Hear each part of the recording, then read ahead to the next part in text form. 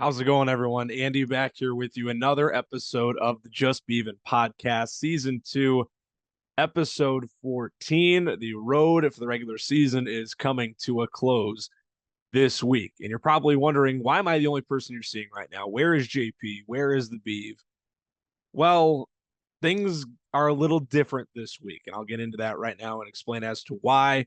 We're at that time of the year. Things are getting a bit crazy. Everyone's schedules aren't necessarily meshing. This is really the first time in the history of the show, which I think is pretty impressive, that everyone has had different schedules in a week. I was able to record one day and nobody else could on the day I was able to. Drew was able to record a day and JP and I weren't available. And then the same thing, the one day JP could record, Drew and I were out as well. So what we're going to do is going to be a bit different here as we plan out the show this week.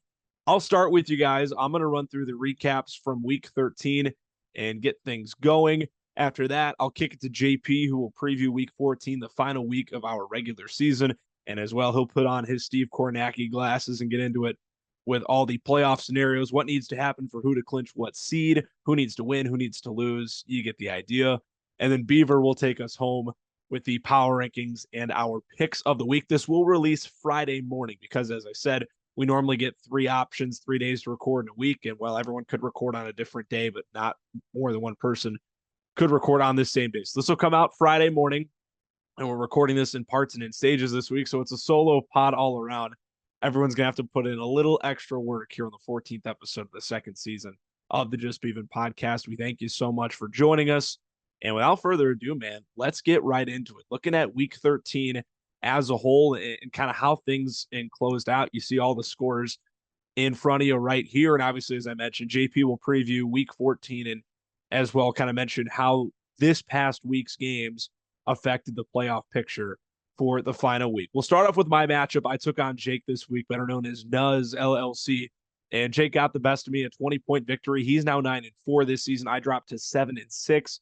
I'll tip my cap to Jake. He swept me this year. He beat me by 4 points in week 1, 150 to 146. So a couple of solid games between him and I this season, but he pulls off the sweep. That's a hard thing to do in this league, especially between two teams who are looking at the same goal and both completing for the playoffs. I'll start with my group, as I always do, kind of go through things and talk about how it all went this past week. Welcome back, Joe Burrow. We hadn't seen Joe Burrow in quite some time, coming off that turf toe injury, last played in week 2 against Jacksonville, and getting a big upset win on Thanksgiving on the road on that Thursday night tilt against Baltimore. Went for 19 points. He got to throw the ball 46 times, which definitely helps. Him and Jamar Chase back together on the same page, a couple of touchdowns for him. Good to see him hit the ground running, right? That's a big thing you worry about when guys come back, especially quarterbacks and especially guys who don't move as well or aren't known to run like Joe Burrow. Looked really confident. Line gave him some good time to make some big plays. My running backs, Devon Achane, Breece Hall, not bad weeks by any means. I mean, you'll take 20 and 15, but you obviously want a little bit more when we get to this time of the year. They certainly didn't lose me the week, but didn't win me the week either. Puka Nacua, a rare human-like week for one of the top receivers in all of fantasy football, the number 3 wide receiver this season. That Baltimore game in week 6, he got hurt. So besides that, his lowest output of the season. And that was a weird game. Upset loss to Carolina. Still was able to haul in 6 catches for 72 yards. This is now 3 straight stinker weeks for Emeka Egbuka of under 10 points. And I'm starting to get a bit worried. And now JP had mentioned on the show last week what that role looks like for him moving forward, now having some healthier bodies in that receiving room in Tampa as they look to make a push at the NFC South title. Vonta Smith, we've beaten the dead horse about Philly's offense all season and how weird things are. Getting 8 targets is at least a convincing sign. Solid game for Jake Ferguson on Thanksgiving. Had a touchdown taken away from him. Could have been a whole lot more. Brenton Strange finds pay dirt. Continues to be the definition of consistent. And really disappointing weeks for my Chargers. Worried about Justin Herbert. Unsure what next week or even the future looks like for him. Had surgery on Monday, so that would be yesterday, and is now considered day-to-day. Unsure if he'll play against Philadelphia Monday Night Football in week 14. On Jake's side, I mean, 150, 154, that should win you, 7 or 8, at least 8 matchups in this league. Prescott looks solid on Thanksgiving. He does it with Barkley not doing much against the Chicago run defense. How about the Bears? You expect that matchup on Black Friday to kind of be the other way around. Chicago's rushing defense isn't the strongest, especially with all the injuries they've had. They get 2 guys to run for over 100 yards. Mungai and Swift getting 100 each. First time that's happened in 40 years. It's Barkley who has another quiet game. James Cook, 32 carries. They fed him the rock in that win against Pittsburgh. And A.J. Brown, 10 catches, 132 yards, and 2 scores. I knew I was going to be in trouble this week when that was on Friday. And Jamison Williams kicked off our matchup on Thursday, the first Thanksgiving game. Detroit taking that loss to Green Bay. Williams went for a quick 144 and a touchdown on 7 catches.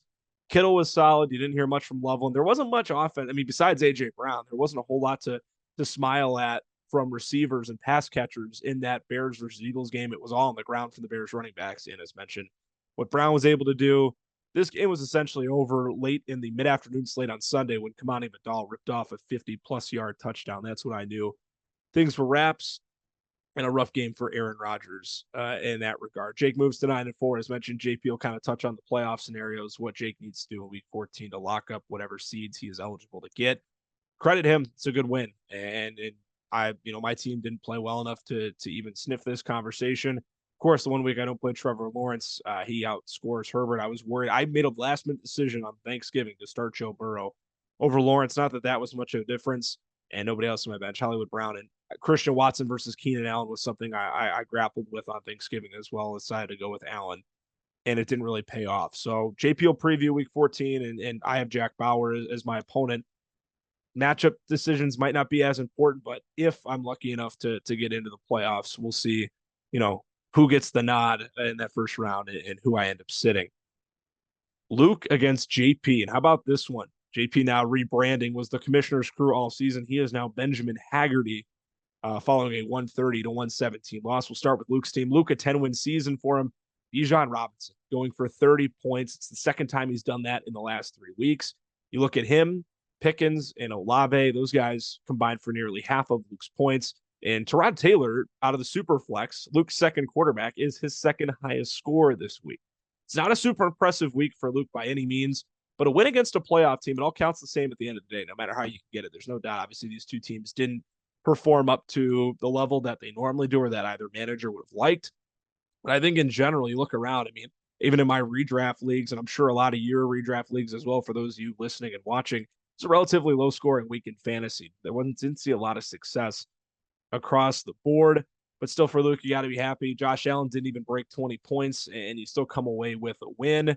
ETN, stinker, not much. Back to this up and down with DJ Moore and Bears pass catchers. I know Jake talks about it whenever, we're all together, and he mentions it with Rome Odunze and Colston Loveland. It's a really slippery slope with Bears pass catchers this year, despite the team winning 9 of their last 10 games. And Goddard, obviously not much in that Black Friday game either. On JP's side, Brock Bowers, that's really the story. 4 catches, 63 yards, and a couple of scores. Lamar Jackson looks very, very washed right now. I have him in a redraft league, and very disappointing to see that he just has not been able to put it together over these last few weeks. I mean, you look at the last 3 weeks, 3.72, 7.22, and 6.54, and an upset loss. I mean, there's no other way to put it. And when you look at Justin Jefferson, nothing's going to help your case when 12, Max Brosmer is throwing you the football. Horrendous. I can't believe anyone thought that guy was going to be any bit of good. Ty McCain, I'm looking directly at you. Made some interesting bets on that game on Sunday against Seattle. The first time the Vikings have been shut out since 2007. That was a really, really bad game. 4 interceptions for Brosmer in that loss. And I think we know this isn't on Jefferson. We come on the pod and said this pretty much the last month. This isn't Jefferson's fault. It's more of a product of the offense that he's in and who's throwing the football. You get identical performances on JP's side from Derrick Henry and Christian McCaffrey, each getting 17.4. I mean, you're going to take that any week, obviously. It's kind of like what I said with my running back situation. You want more, but those also aren't considered duds either, even though they both went under their projections. You're still not going to complain. The wide receiver game is really where JP didn't come through this week, and I think he'll be the first to tell you that. He didn't get much from Brian Thomas. And he mentioned on the show last week, with all the bodies in that Jacksonville wide receiver room right now, with Parker Washington making a name for himself and others, Thomas could very well be the guy, the odd man out of that room next season. And despite the poor performances from both teams and JP having multiple guys let him down, he still had a chance going into Monday Night Football with Stephon Diggs, but another dud pretty much wraps that up. Jacoby Brissett continues to be consistent, man. Arizona's letting him throw the rock, and he's getting a lot of looks in redraft leagues. I mean, you look at this stretch right here out of the bye, 24, 19, 21, 18, and 19 as well. And even in these last 4 games, over 40 pass attempts, including 57 against San Fran in week 11. I think we're seeing it a bit more now. Rondé Gadsden's coming back down to earth after a really strong start to his rookie year. So Luke comes out with a win. JP had said in the chat he's not all that worried. His team just didn't show up this week, and we all have those weeks throughout a fantasy season for sure. How about Matt Hendricks in his win against Crook this week? The Henny God, Manziel Mafia, highest output in a game for Matt this season, 149 being the marker. And Mechie is really the only guy, John Mechie, in his lineup that fell flat this week. 5.7 points, 4 catches for 19 yards. I guess you could say Josh Jacobs, that's not a great performance. And he went under his projections. Had plenty of guys do that. I mean, we all have that every week, but considering the guys coming off an injury and that game being what it was, you're not going to complain with that. I mean, everyone was in double figures, but Matt, even Geno Smith found his way in double figures with 12 points in that ugly loss to the Chargers. Credit Baker for being able to put up what he did, still dealing. I mean, we know he's not 100% with that shoulder, and we don't know if he's going to be 100% the rest of the season, which impacts himself. It impacts the Bucs and obviously impacts fantasy owners like Matt down the stretch. Nico Collins has been electric, man. 3 times in the last 4 weeks, he's posted 20 or more points in this week doing so on a rushing touchdown, 5 catches for 98 yards. Devontae Adams, rather. A couple of touchdowns for him as well. And with Jamar Chase, 7 catches of 110 yards on 14 targets. Joe Burrow back in action. Jamar loves that, and so does Matt in that regard. When looking at Crook's team, 98 points. He's a 1-12 squad now. We know Cam's goal this year hasn't been to win games, but I think you're still going to take that performance if you're Cam. A.D. Mitchell is the guy that I'm looking at. 24 points, over 100 yards, touchdown as well. A guy that they got in the Sauce Gardner trade along with multiple first-round picks. That's the type of performance the Jets and dynasty owners like Crook are hoping to see from Mitchell moving forward. A guy who was a day 2 draft pick of the Colts and someone that throughout the draft process, both as just regular football analysts and fantasy football analysts alike, really were hoping for him to be a dude. And he is trying to do that in this New York Jets offense. Tyler Warren, want to highlight him as well. 13 points this week. He has been in double figures in all but one of his games this season. He's number 4 tight end in all of fantasy. 3 catches of 22 yards and a touchdown. It's not pretty, but man, is it going to get the job done week in and week out. And Crook's personal favorite, Wan'Dale the GOAT, with 10.4 points, only 34 yards, but still getting the volume. 7 catches on 8 total targets. That was another really ugly primetime football game. And that Monday night loss in New England. Keaton Mitchell as well. That's the most points he's had in a season. And Shedeur Sanders as Crook's QB1. I think Cam's going to want that the rest of this season. So Matt, a much needed win. He's now 8-5. We'll get into later in the show how that impacts his push for the playoffs and what he needs to do in week 14 to lock things up. A lower scoring match now. Frank took on Dave this week, and for a while, Frank was active in the chat enough to communicate this with everyone. Things got a bit dicey. This was not comfortable for Frank for most of the week. He gets out with a victory, improves to 11-2. This is a 7-game winning streak for Frank, the longest winning streak in the league right now. And I can understand, and a lot of us can understand, I own this guy in a redraft league, and I'm sure plenty of you do as well. A 0.6 point performance from Zay Flowers on Thursday night is not necessarily the ideal way to start your week. And you can definitely see the concern from Frank and why that was such a problem. And following the Flowers performance, looking at other guys for Frank's team, I mean, we say Trey McBride every single week, another 28 points, the number 1 tight end. He's a top 20 player in fantasy. Look at, I mean, you can't even put this into words. 12 points is worth showing this year. But from that point on, 27, 36, 20, 34, 35, 23, 28. And you look at his last however many weeks, it's 20 plus. He's a guarantee. He's a lock. And Jacoby Brissett loves throwing him the football. And it's another guy, we mentioned it in the show last week, a waiver wire pickup for Frank, someone he got off the scrap heap, and it's paid dividends for his team moving forward. Jaden Higgins is quietly finding some consistent footing in Houston, despite the snap percentages. He's getting more consistent volume from weeks 10 to 13, but still it's hovering just under 61%. He's able to go 5 of 5 for 65 yards. And you look at these last 4 games, he's in double figures in 3 of the 4. He's only scored a couple of touchdowns. So you look at weeks like this past week where he scored 10 plus despite not finding the end zone, and even 9.5 in week 11. For a rookie like this, that's just kind of what you're looking to see, how things can continue to improve and progress.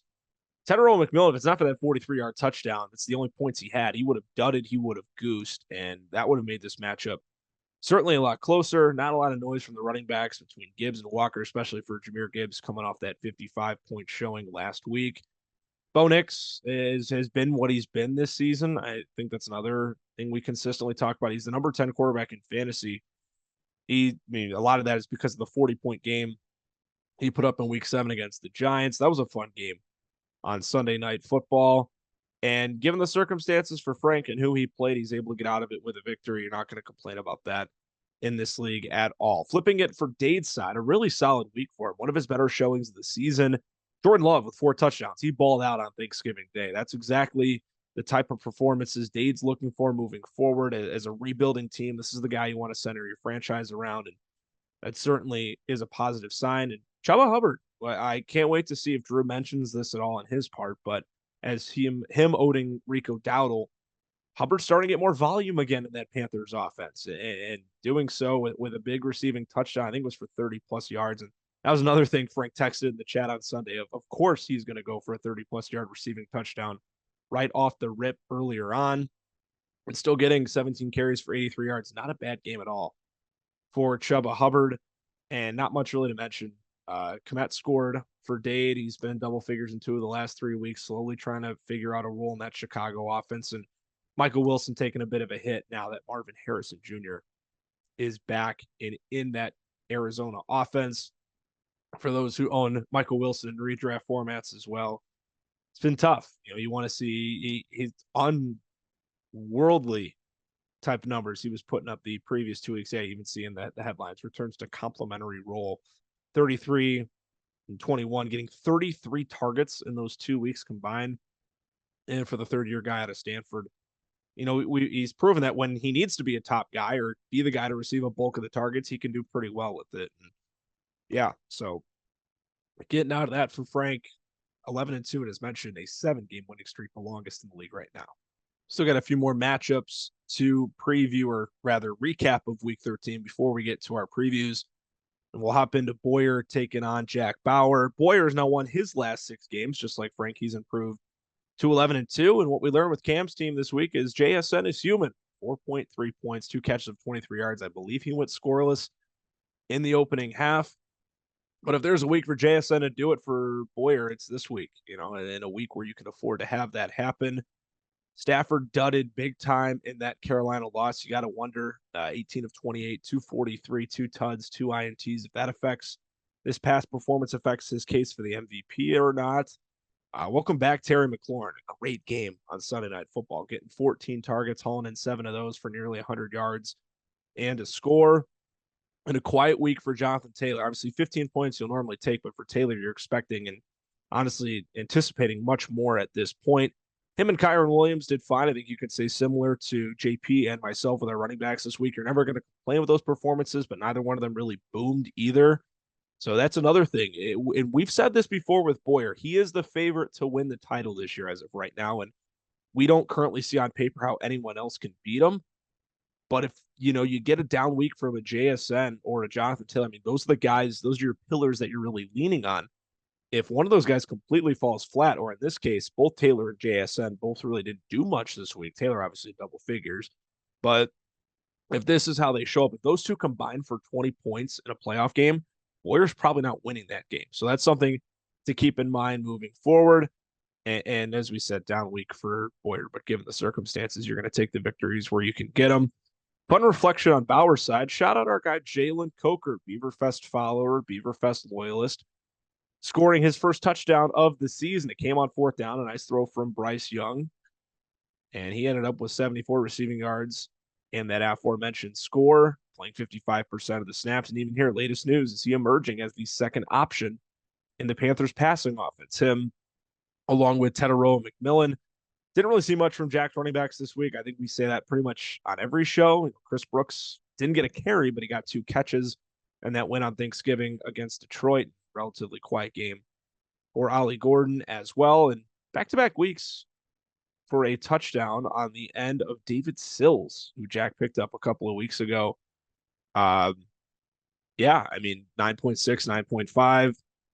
Falcons are a really weird team this year. He's been able to do this in the absence of Drake London. And in general, David Sills, for those who know the long story of his career, originally being a quarterback, committed to USC at a very young age, and just kind of how things shape now. It's hard to believe he's not even 30 years old, given everything that he has been through. But it's good to see him still in the league and still making an impact however he can. And the Drake made a Hunter Henry connection has been really fun for New England this year. They said a couple of times on the Monday night broadcast that Henry is considered as May's best friend on the team. So that's pretty cool that those two were able to connect for a score on Monday. Another 20 points for Drake May. Jack doesn't have him next week, though, with the Patriots being on a bye. So big week for Boyer, continuing to push his case for the top seed moving forward. And JP will talk about that more in the week 14 previews. And up next, the Typhoons. Ty McCain, a dominant win, one of the top scorers in the league this week, defeating Wade 138-79. And I believe JP had mentioned this in our group chat. If this rings correctly, if Ty had chosen to not tank and make a push for the playoffs, he'd be the 6th seed right now. He'd be in the hunt, he'd be in the push, and he'd likely make it this season. But instead, we get this week 13 performance that sends Wade to 1-12. Looking at Ty's team, Mahomes, Ertz, and RJ Harvey, those are the guys to really look at and say, wow, I mean, Ertz, 10 catches of 106 yards. We'll see if anything changes. Jaden Daniels may or may not come back next week. If that's the case, how does the dynamic shift in the Commander offense, especially having Terry McLaurin back and fully healthy now? For RJ Harvey, got a couple of touchdowns in that same game. That was a really important game for Ty to watch on Sunday, and I know he thoroughly enjoyed those two guys going off. And a 30 bomb for Mahomes, 4 touchdowns in a Thanksgiving loss. Chiefs are really on the ropes. They're 6-6.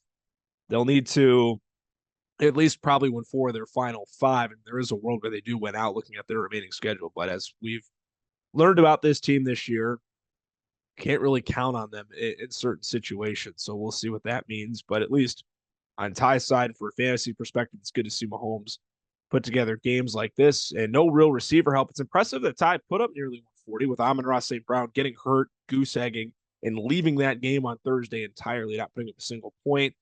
Parker Washington got hurt as well, and it's laughable that we have Mitchell Tinsley, or Mitch as he goes by, starting in the year 2025.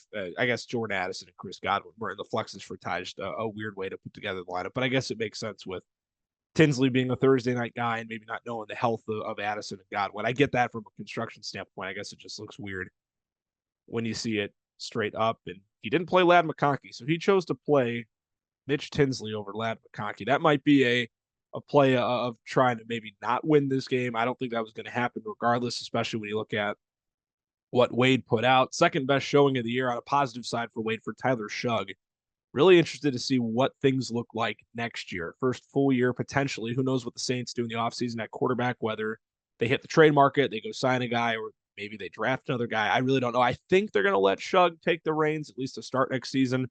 Maybe they bring in a Bridge. I have no idea. Nobody knows what New Orleans is doing right now, but still throwing for over 200 yards, a couple of touchdowns as well. 2-point conversion with his legs. They let him attempt nearly 40 passes. Tua is absolutely horrible. I mean, this was just pitiful in that same game. So both of Wade's quarterbacks going in that Dolphins Saints game. And would you believe it? Miami actually won that game despite Tua only attempting 23 passes. He threw for under 160 yards. You know, it's just Miami's finding different ways to win games. And it's clear that they don't necessarily trust Tua in a lot of situations. Got Alec Pierce back in the end zone, nearly an 80-yard receiving game for him, and the gooser from Jatavian Sanders. He did have some tight ends on his bench, Darnell Washington and Luke Musgraves, who did not goose. But when those are your tight ends and that's the situation you got, I mean, with Freiermuth injured and Laporta on the IR, it's really like a carousel of close your eyes and pick one as to who you want to start. So I get that for sure in a tough situation. And we close things out. A big win for the Beaver, nearly putting up 150 and taking on Brady this week. And obviously, you know, you wish Drew was here, and I'm sure he'll bring it up in the power rankings and the picks of the week about, you know, him being the outside man looking into the playoffs right now. But all you can do is control what you can control. And that's certainly what the Beav has been doing. CeeDee Lamb balled out on Thanksgiving, 24 points there and over 100 yards and a score. A really good game for Jacoby Myers as well in that dominant victory against Tennessee. Travis Kelce's kicking it into high gear. He found pay dirt again. You look what he's been able to put together, really, I mean, most of the season, man. He's the number 2 tight end in fantasy football. It just hasn't really felt like it with how poor the Chiefs have been performing as a team. But Kelsey's making the most of his opportunities. He has scored 2 of the last 3 weeks. And once again, putting up nearly 20 points for Beav. Travion Henderson in double figures, but it still feels like another quiet week after coming off 28 and 32 in weeks 10 and 11. Mentioned already with Chuba Hubbard getting 17 carries, 50-50 with Rico Dowdle. He finished with 18, did not have nearly as many yards, struggled significantly more. And looking for the weeks ahead, and if Drew is able to get into the playoffs, which right now doesn't look very likely, but you never know. That's why we play the games. It'll be intriguing to see which running back, if at all, maybe starts taking a bulk of the carries out of that backfield, because right now it looks like a 50-50 split after for a while it was Dowdle, with a couple of 200-yard games. Just fantastic this season. But now it feels like things have scaled back just a bit. Jalen Hurts, I mean, it's a whatever game on Friday, putting up 16. And Caleb Williams quieter because, well, mentioned the Bears had 2 different guys rush for over 100 yards, over 200 yards as a team in total on the ground. That was a ground and pound win for Chicago on Black Friday. But still, not a bad week for Brady. There's plenty of good things to look at. Similar to Crook nearly dropping 100 points. Look at Devin Singletary. He had 12 carries compared to Tyrone Tracy's 10, but this could be his job the rest of the season, which impacts those who own Tyrone Tracy in Dynasty and redraft format. Rashee Rice is a dude. 29 points, a couple of scores, 92 yards, 8 of 12. Really solid ones. I mean, it was an offensive, game. And you look at some of the key fantasy guys. Dak had 20. We saw with Ty Mahomes having 29. CeeDee on Drew's side doing well. Kelce as well. Rice doing well. It was a great game to have anyone on either one of those teams, especially pass catchers and both quarterbacks alike. It's another instance, though, of Seattle dominating. Mentioned Vikings shut out for the first time in 18 years. Sam Darnold, another stinker in a 26-0 victory. Like, he fumbled. I mean, granted, there's a defensive touchdown in there. Brosmer threw probably the grossest pick six you'll ever see in your life. But still, these wins for Seattle, yet Darnold, from a fantasy standpoint, it's unplayable based on what he's put together. I mean, you look at his game log at a stance. Yeah, look at Arizona and LA as well. I mean, they didn't win that LA game, but 4-4, 17-3. For those who have Sam Darnold in a playoff setting, that makes things really tough to trust him, especially in a 2-quarterback league. So, like I said, not a bad week from Brady at all.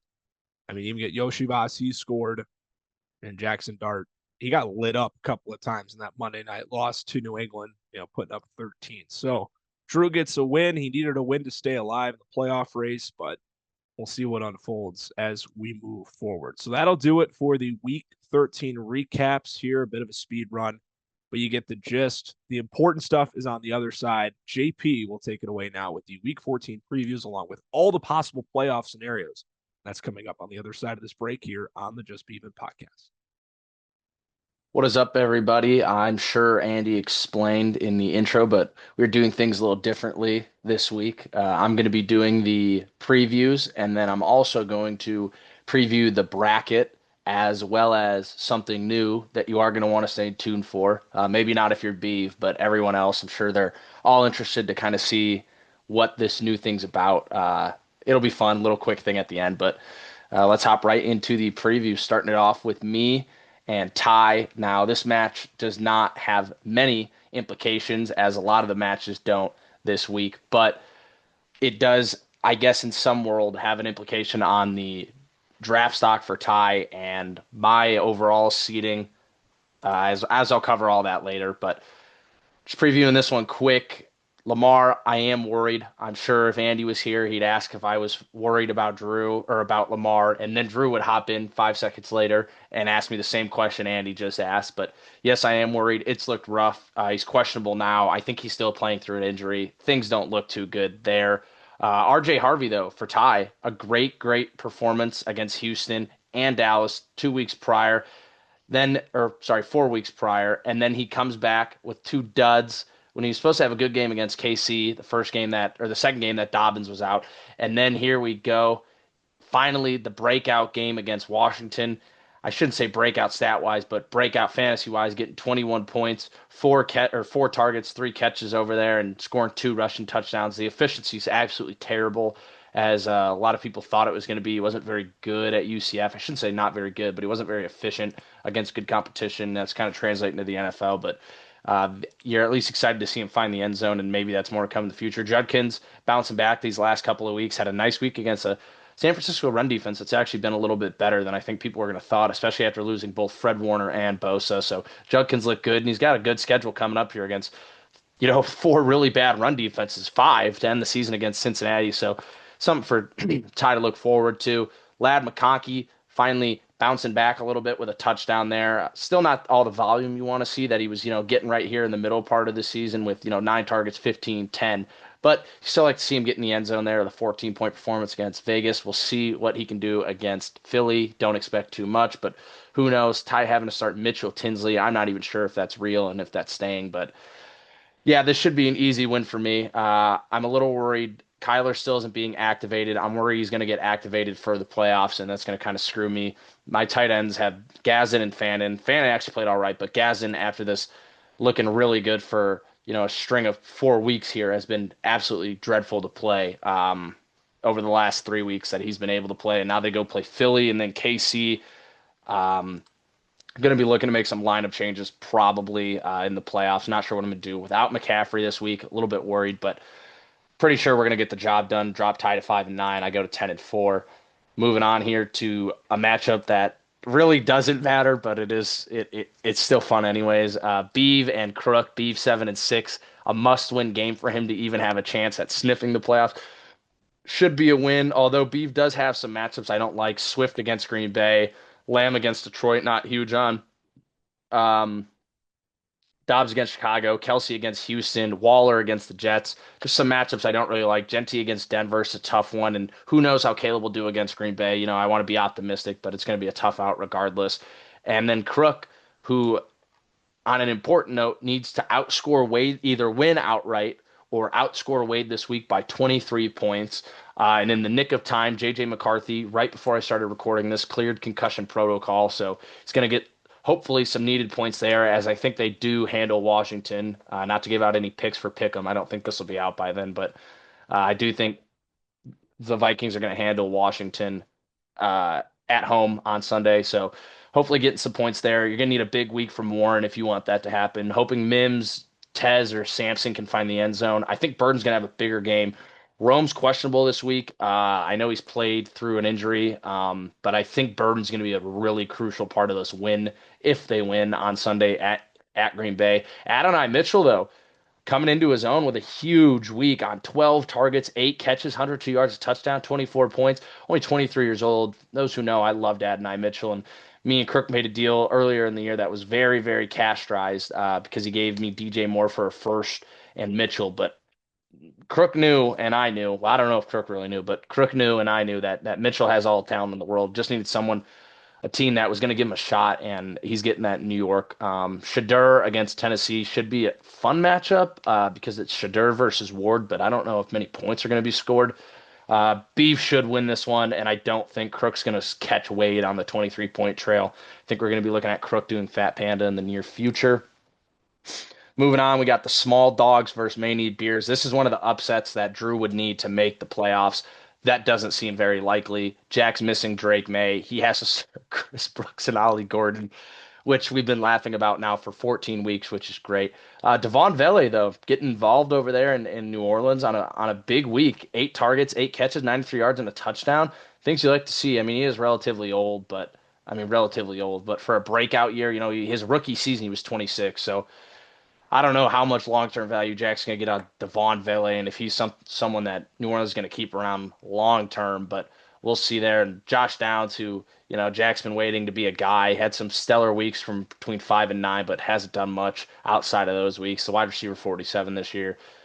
You just hope he can figure it out, but it can't be expected too much. T-Slaw finding the end zone. He seems to be an end zone dependent guy in fantasy, which will happen when you're playing with St. Brown, Williams. I know Laporta's been hurt, but even Gibbs out of the backfield. But St. Brown's questionable. I still don't know his status prior to this game. I guess I should have mentioned that Ty in me and Ty's matchup. Ty could have St. Brown coming back, but his status is still questionable at this point in time, 4 hours before kickoff. So we'll see if any of that changes. And then, you got matchups you like here, like Ferguson at Detroit. The linebacker core for Detroit's been a little subpar this year in the passing game. Jack Campbell's a below average pass cover linebacker. T-Law versus Indy. I think that game is going to be fireworks. I think there's going to be a lot of points scored. So I love that matchup. You love every matchup A-Chain can get involved in. Brees Hall against Miami, a bad rush defense. You like that. Burrow versus Buffalo. Everyone thinks Cincinnati versus Buffalo should be fireworks. I think Buffalo handles them. So there should be a lot of passing, though, for Burrow. So I like that matchup. Puka's a threat to score 40 on any given week. So, yeah, I think the projection's pretty accurate here. And I'm pretty confident Andy's going to blow Jack out. And Jack will probably maintain the third overall pick, and Andy will probably secure a spot in the playoffs. And then as we move on here to Jack and the Rippas versus Luke Hunley, this is a game with major, major implications because if Cam Boyer loses this game and Frank Tamillo wins his game, which we'll preview next, Frank at that point in time then has the number one overall seed and a bye week headed into the playoffs. And if Luke also wins this, that'll lock him into the third seed and drop Boyer to the 2 seed, who will have to play likely the small dogs.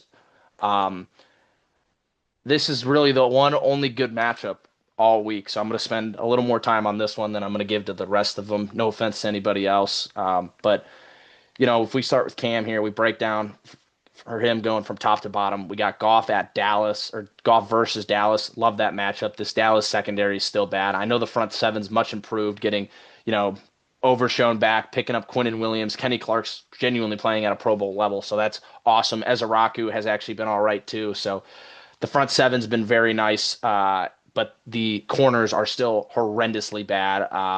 We could see this is going to be one of those games where Khalif Raymond is going to catch like a 48-yard bomb from Goff for a touchdown. I expect a lot of screens here, make the corners make tackles on the outside. We'll see, if Williams can house a screen or something like that. But I think Goff goes over his projection, so I love that play there, obviously, for Boyer. Jonathan Taylor, threat, I was going to say to score 25 every single week, hell, 40 every single week. Had a rough week last week, or actually he was all right last week, but a rough week versus KC. That's my apologies. And then had that 50-point game versus Atlanta before the bye. Taylor's been absolutely phenomenal this year. You can see running back number 2. Now we get him against Jacksonville, who has been an all right run defense, but nothing to blow your socks off. Expect a big week from Taylor. Kyron Williams versus Arizona. It's questionable, limited at practice today, but you expect him to play in a game that's must win if the Rams are going to want to see home field advantage heading into the playoffs. They need to win out, I would say, or can only afford to lose one game, and the schedule looks favorable for them. 2 games at Arizona, 1 at Atlanta, 1 at Seattle. And then Detroit's probably the only question mark. Maybe Seattle, but they took care of Seattle really the last time. As breaking news, Wade just dropped Riley Leonard and picked up Ross Dwelly. I mean, that's just league shattering right there stuff. But moving on, JSN versus Atlanta. You love that matchup too. I mean, AJ Terrell's been a step slower than he normally is this year, and JSN's about probably been the best wide receiver in the league this year, outside of maybe Puka. I know he's a wide receiver 1 in fantasy, and Puka would probably still be if he had not gotten hurt. Terry coming back against a weak Minnesota secondary. It doesn't look like Jaden Daniels is going to start this week, but last week against Denver, it really didn't matter because Terry came back and dropped 22 points in his return, which you'll love to see for Boyer. Things coming together right before the playoffs. Can't get much better than that. Waddle versus the Jets, you love with no true CB1 over there. You love that start. Yeah, I find myself saying I love a lot of this. I really like Boyer's team this week. I think he's got a lot of favorable matchups. Projected 164. I think we could see a peak Boyer week right here in the 180s, 190s range. So it's going to take a lot for Luke to really put up a fight. Juwan Johnson's been kind of let down, a really average guy over the last. Oh wow, I'm wrong. It's because of the tight end premium over here. I have him in so many redraft leagues. That the 15 drops to like a 12 and the 12 drops to like a 9, and so I'm used to like the 14s up there, the 14s, 16s. It's all a little lower in non-tight end premium in the redraft where I really see Juwan Johnson, but he's been good at with the tight end premium, which is one of the best things we've added in this league. Chase Brown with Burrow back was just unreal, man. 18 points, getting 7 targets and 7 catches, the kind of things you like to see. That's what Boyer traded him for. Traded the first for to go out and get Brown, and that's what you like to see. You're hoping the Jets can refigure it out. The offense has been pretty stagnant outside of Taylor. I mean, even Taylor, but from a fantasy perspective, Pittman's been relatively bad over the past 3 weeks. I mean, he's peaked at 13.7, which you don't want to see. You want to see a little more right there. And then Matt Stafford against Arizona. That's a favorable matchup. Their defense has been the front seven's been good. The DBs outside of Will Johnson have been pretty bad. I'm counting Buda Baker as a part of the front seven, so hoping Stafford can take advantage of that. And then we move over to Luke's team. Allen versus Cincinnati. That should be, I'm expecting a prime Allen performance here. I think they blow him out. And then, Bijan taking on Seattle. Their defense has been unreal. I think that's a hard matchup for Bijan to take on, but I do like a sneaky cover there and maybe even an upset in Atlanta. But I think it'd be more of a defensive, like, 17-15, 17-16, 18-17, something like that.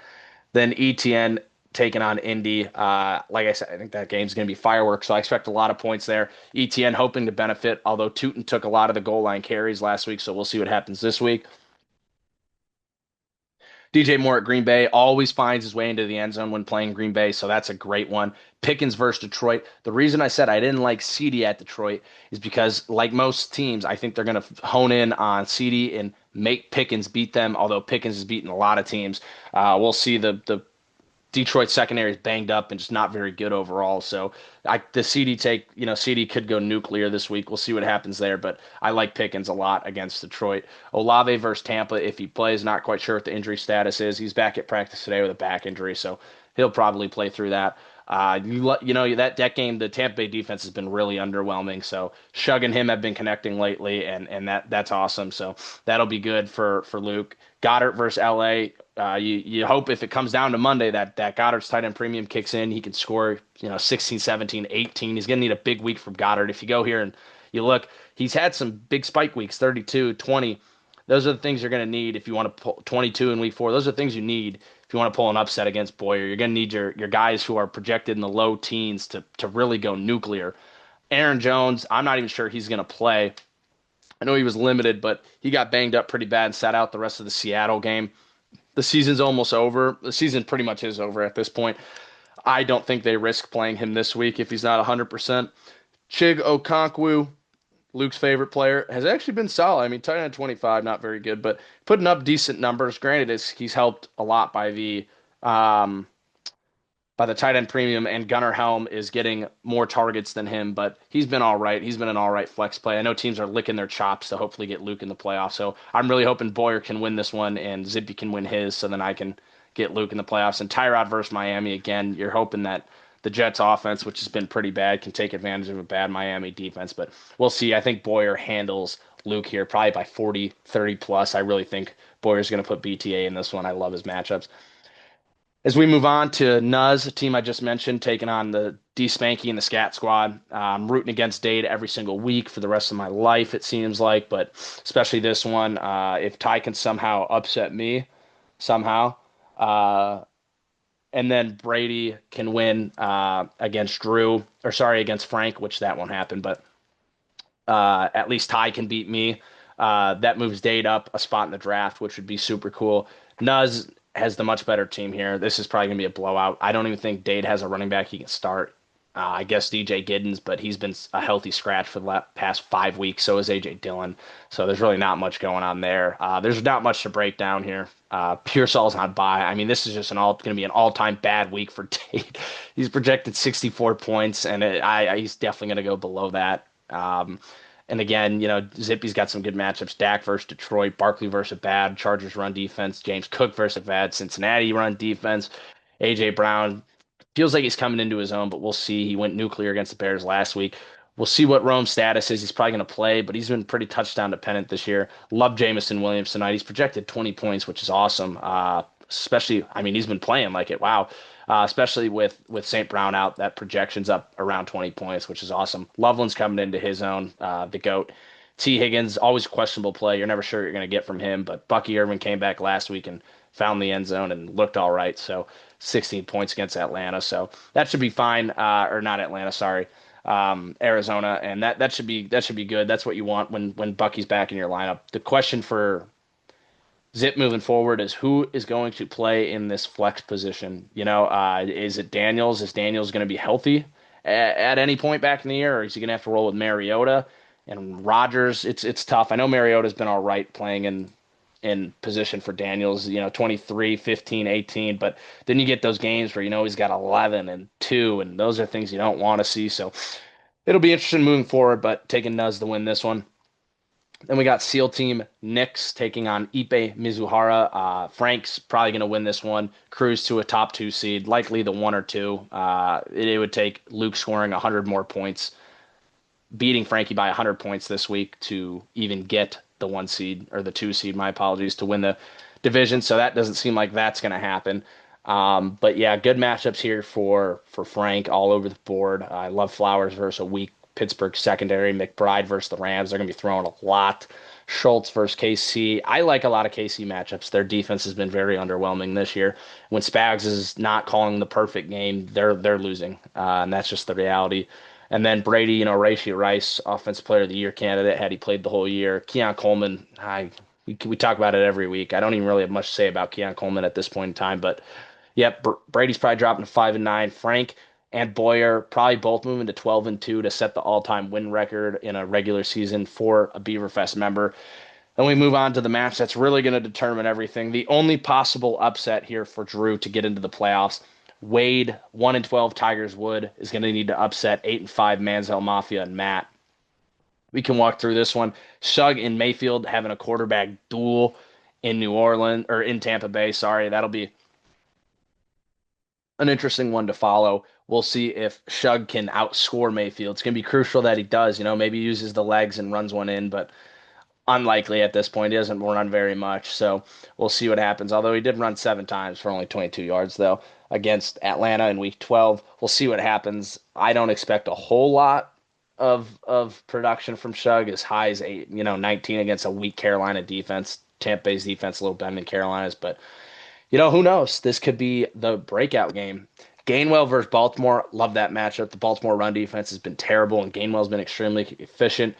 Josh Jacobs versus Chicago, though, that's going to be a problem that Gainwell's going to have to try and keep pace with that. Jacobs probably going to run for, 120 yards and a touchdown or two against Chicago, and then all the passes he'll possibly catch. McNichols versus Williams, that's probably cooked. It's going to be a tough path for Wade to beat Matt. It's very unlikely. Chase versus Buffalo is great. Collins versus KC is great. Adams is an automatic touchdown shoe in. That should be easy.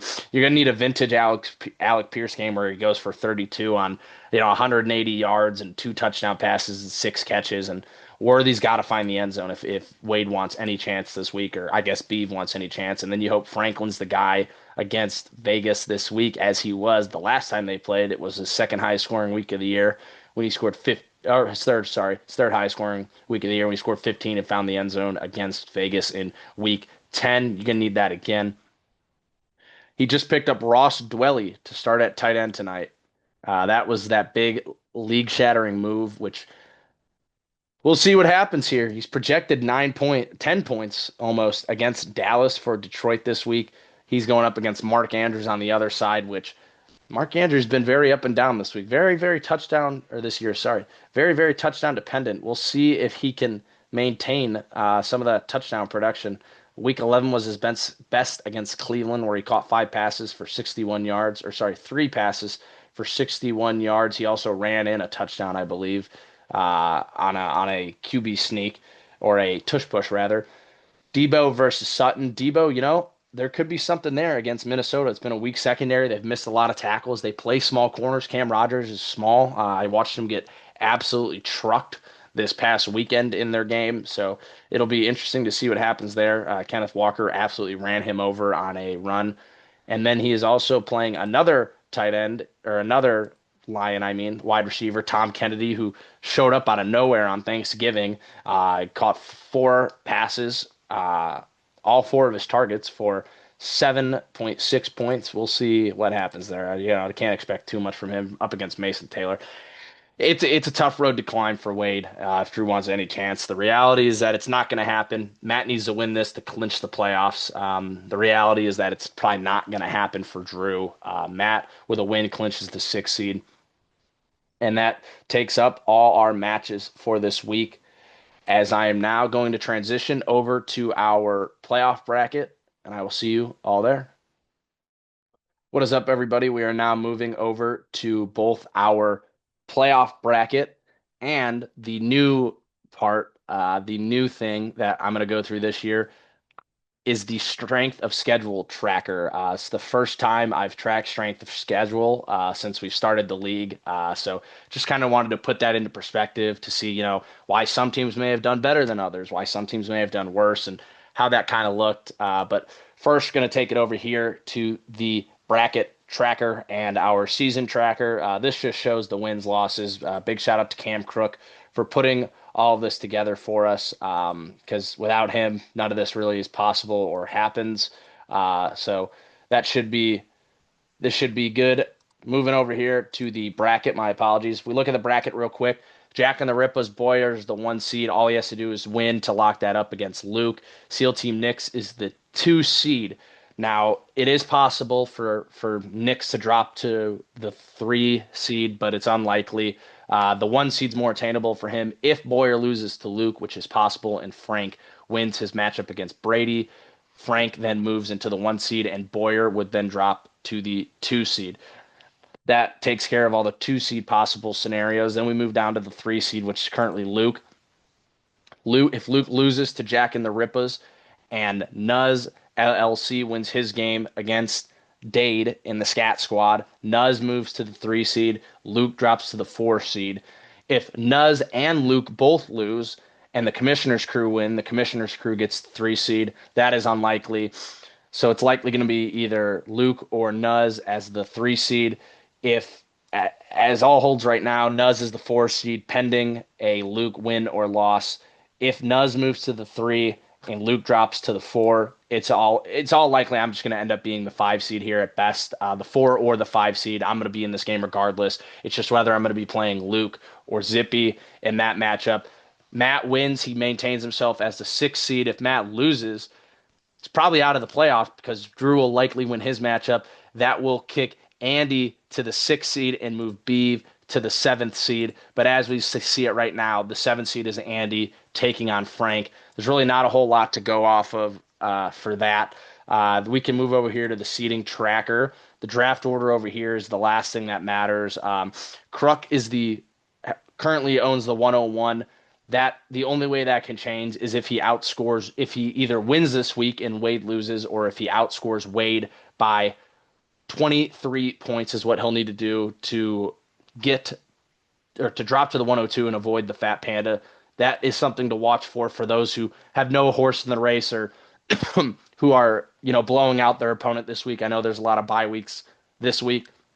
So if you want to watch something, watch Crook to see if he can outscore Wade by 23. It's unlikely, but who knows? Otherwise, we're looking at Crook's probably owning the 101 and 102 anyways, unless Wade finds a win against Matt, but that's unlikely. So Crook is likely to own the 101 and the 102. Jack's pretty much locked in there. These three, if Ty beats me this week, he can move all the way down to the 6. That'll move Brady to the 4 and then move Dade up to the 5. That is also unlikely. That'll likely be the 1 through 6 is likely locked in, and then we really can do this and throw him in there and lock that one in. And honestly, we could probably do this right now because it's just super unlikely that this happens. But this is the likely scenario. It'll likely be Beav holding the 7, and then everything else will be determined through the playoffs. And for those who don't remember how that works, anybody who loses in the first round of the playoff, it is then determined from seed. So, if the 2 seed, the 4 seed, and the 6 seed all lose, the 6 seed would get the 8, the 4 seed would get the 9, and the 2 seed would get the 10. The higher the seed, the lower the pick is going to be when you're eliminated. And then, obviously 11 through 14 is determined using the is determined using the championship in the third place game. The third place game matters. You're still playing for draft spot and money. It's really just your buying back. So, but this is the likely scenario for that. And then we move to the newest thing that I wanted to track this year, the strength of schedule. With the hardest strength of schedule in the league.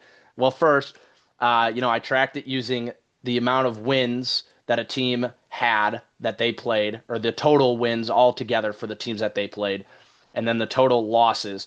The hardest schedule in the league went to Jack Bauer as he was responsible for our teams, were responsible for 110 wins.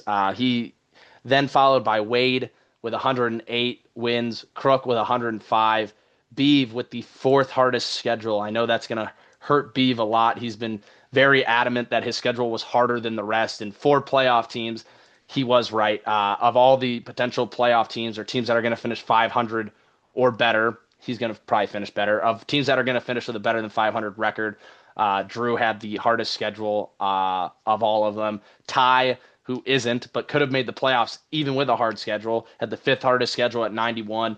Luke, you can shove it up yours. I had the sixth hardest schedule.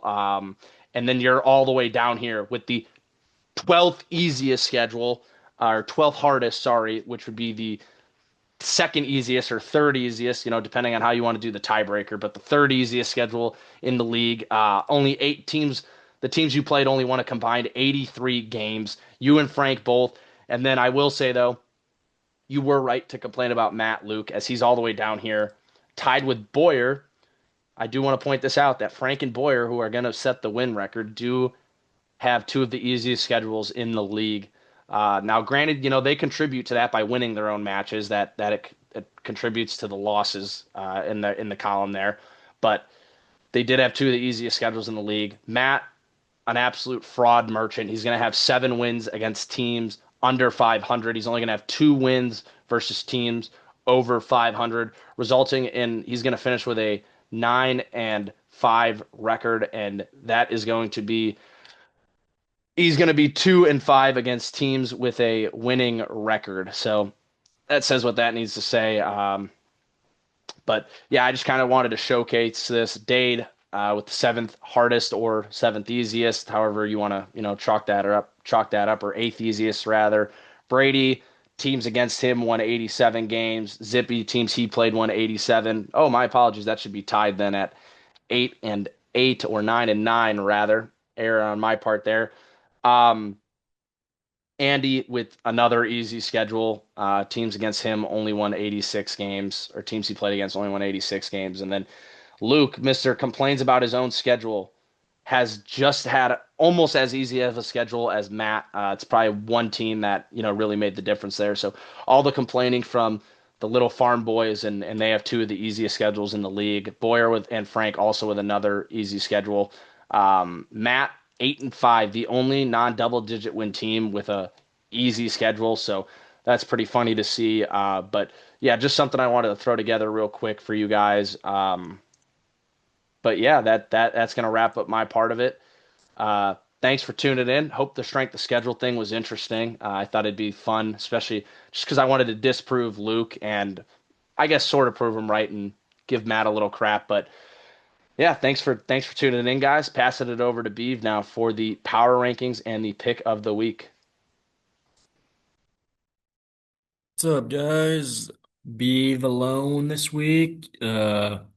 As Yak will say in the beginning of this video, we're all splitting up this week. Very busy week with JP in law school and Yak broadcasting for many other sports, basketball. JP in his finals this week, so we'll get after it. I'm going to be going over the power rankings with you guys and our picks of the week. So let's get into it. Hope everyone's having a great week. All right, so here are the rankings this week. Nothing really changed, not a lot of movement. As you see, uh, oh, this is week 10. Sorry for the difficulties. But as you see, still nothing really changed. As you see, we have Cam Boyer at number 1. His team is on a roll. He had a little down week this week. But we're starting to figure out if he doesn't have Jonathan Taylor go nuclear, he's a very beatable team. Jonathan Taylor's been going against some good defenses recently, so that is what it is. But as we see, Cam Boyer didn't put up his normal 160, 170. He put up 130 this week. Having Jonathan Taylor put up a good score of 15 points, but not his 30 bomb. Kyron Williams was hurt half the game, came back in, but had a 13 points. So yeah, he had some good showings. He's got to be happy that McLaurin's back on his squad, so that's good. But just going down, Frank staying at number two. JP staying at number three, as me and JP had him himself at three. Yak had him at JP at four, which is very interesting. We do these ratings based on week by week. I still don't think Luke's team is by any means better than JP's. That is just, I don't care if we go off wins. That's yikes. But good win for you, Luke. That was an excellent win over JP. I can't really say much for you there, but that was a good week. Zippy staying at four, going up a spot. Luke dropping a spot. Me and JP having him at four. Andy having at five, which I don't really understand, Yak, why you have Zippy at five. Zippy put up 154 this week, having the most points out of this week. So, as I would, I moved Zippy up a spot and moved Luke down a spot. Two spots, actually, I moved him. Uh, so I don't understand why he's at five for you, but Zippy had a great performance. Some of his guys scoring this week with big numbers. Saint AJ Brown with 35 points going against our Bears, 132 yards with two touchdowns. Jamison Williams with the St. Brown injury having 26 points this week. And Vidal looking strong against that Las Vegas defense with a 20 bomber. So good for him. Good week for you, Zippy, beating Yak. Uh, so good stuff there. We go down to the 5, 6, 7 range. We have Luke at number five. I ranked him six myself. Andy at three, which I talked about earlier, which is very surprising. Just because he beat JP this week, I'm guessing that's why he moved him up, which I totally understand. But for my sake, I'm still having Luke at six. I don't think his team's very good. I think he's had a cakewalk to having a 10-3 record, which is unbelievable. I can't believe he is 10-3. That's fantasy football for you guys.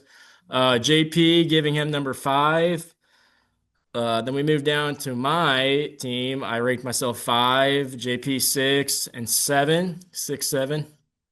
So I'm looking at where I don't make the playoffs, but I still think my team's better than Andy and Matt's. But that's the world we live in. You can't always ask for great things to happen in life. Sometimes you're gonna have to deal with bad things.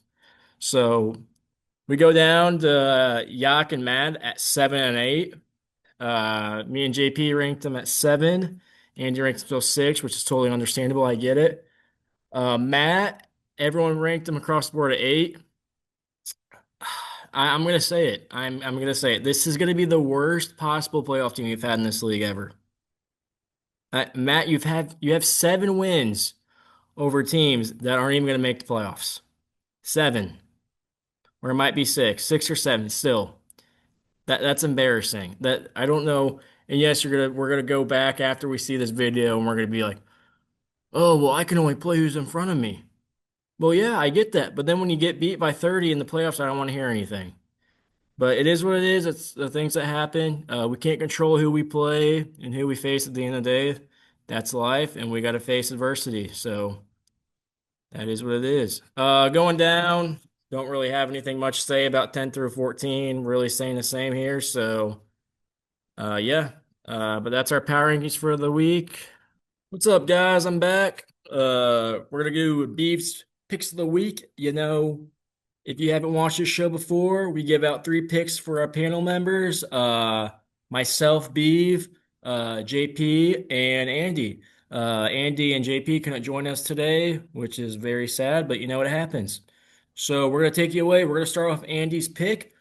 We're going over to Minnesota. Do we think he's taking a player prop? Do we think he's taking a money line? Do we think he's taking an over-under? Well, guess what? He's going to take the Commanders -1.5 this week. He thinks with them coming up close with Denver in overtime last Sunday night football, he thinks they're going to go over the Minnesota and roll him. He thinks that spread's way too low, and he thinks Washington's going to win by a touchdown. We'll see what happens. I like it. Okay, we're moving on to JP's pick. He's heading over to Detroit on Thursday Night Football against the Dallas Cowboys. What do we think it is, guys? Do we think it's a money line? Nope, it's going to be a spread. He's taking the Lions -3.5. He thinks it's going to be a big boy spanking. That's what he thinks it's going to be. He thinks Jared Goff's going to sling the rock, and he thinks it's going to be a Jamar Gibbs day, and he thinks he's going to have a good day. So we're going to see what happens. So JP's taking Lions -3.5. We're going to see what happens. I love it too. All right, can we go 3 for 3? Now for the most important pick of the day. The Beavs pick. I know you guys are itching to hear what it is because I've had such a good record this year. We're going to Kansas City this week for Sunday Night Football. KC versus Texans. And yes, I'm taking the Chiefs -3. I don't know how they're -3 at home against the Texans. Yes, the Texans have had a great defense, okay? I just don't understand how they're only -3 to the Chiefs at home. They are so good at home, and it's going to be a blowout. I might take an alternate spread at -7.5. I don't know. This spread seems so freed. I am hammering it. Chiefs by 1 billion. I think they even win by 2 touchdowns. I'd even alt spread that. -13.5 maybe. But that's here with me and the Beeve. Hope you guys have a good week. And I'll see you next week.